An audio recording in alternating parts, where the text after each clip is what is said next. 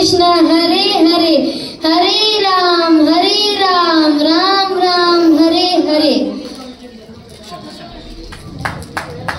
मैं अक्षय मिश्रा आप जन्माष्टमी के इस शुभ अवसर पर आप सभी को कुछ मंत्र और भगवत गीता के श्लोक सुनाऊंगा।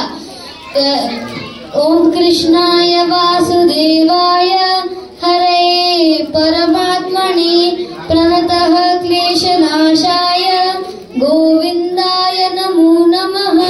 ओम कृष्णाय वासुदेवाय हरे परमात्मने प्रणतः क्लेशनाशाय गोविंदाय नमो नमः।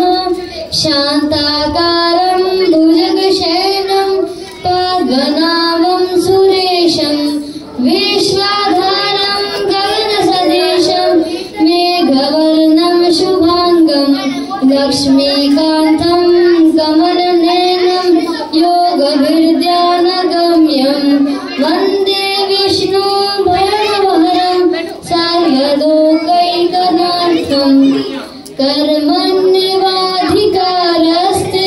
मा फलेषु कदाचन मा कर्मफलहेतुर्भुर्मा ते सङ्गोऽस्त्वकर्मणि कर्म